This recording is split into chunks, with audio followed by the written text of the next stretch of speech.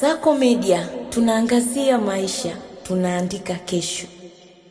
Serikali ya Jamhuri ya Muungano wa Tanzania imepongeza hatua ya taasisi ya moyo ya Jakaya Kikwete yani JKCT kushirikiana na hospitali ya Arusha Lutheran Medical Center yani ALMC Selian ya Arusha, ikieleza kuwa ni hatua muhimu katika kusogeza huduma za kibingwa na kibobezi za magonjwa ya moyo karibu zaidi na wananchi na kanda za kaskazini. Akizungumza wakati wa ziara kikazi ALMC Selian, Waziri wa Afya Mheshimiwa Mohamed Omar Mchengerwa yani MB alimshukuru Mheshimiwa Dr. Samia Suluhu Hassan, Rais wa Jamhuri ya Muungano wa Tanzania, kwa kuendelea kusimamia uboreshaji wa huduma za afya kuanzia ngazi ya msingi hadi taifa, na kupongeza uongozi wa JKCI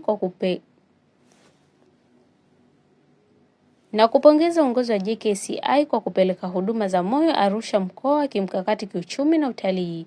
Waziri asisitiza kuwa magonjwa yasiyoambukiza yani NCDs kama magonjwa ya moyo, shinikizo la damu, kisukari na saratani yanaendelea kuwa changamoto kubwa ya afya, na akitoa wito kwa wananchi kuzingatia mtindo bora wa maisha pamoja na kufanya uchunguzi wa afya mara kwa mara ili kugundua na kutibu mapema.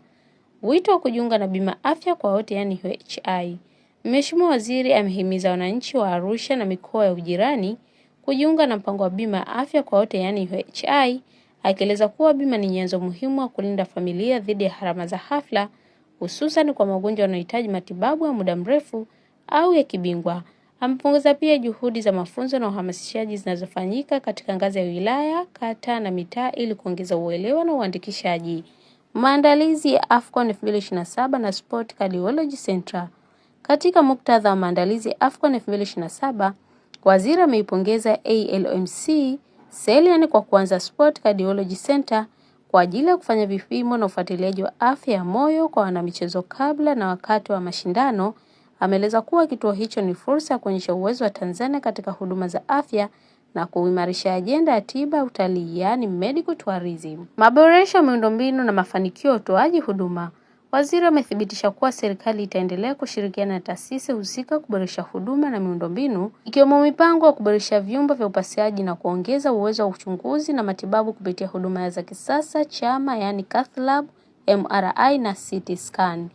Uongozi wa hospitali umeeleza kuwa tangu kuanza kwa ushirikiano mwezi Novemba 2025, jumla ya wagonjwa 1151 wamepata huduma za kibingwa za uchunguzi na matibabu ya moyo.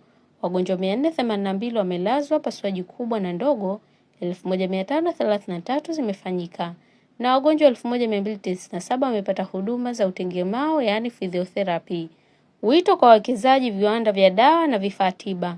Mheshimiwa Waziri ametoa wito kwa wawekezaji hususan mkoa wa Arusha kuwekeza kwenye uzalishaji wa dawa, vifaa tiba na vitendanishi ili kupunguza gharama za uagizaji kutoka nje na kuongeza uhakika wa upatikanaji wa huduma ndani ya nchi. Nikusihi mtazamaji wa Kasako Media, kwa update zaidi unaweza kutufuatilia kupitia mitandao yetu mbalimbali ya kijamii ambapo Instagram na Facebook ni Kasako Media. Kasako Media, tunaangazia maisha, tunaandika kesho.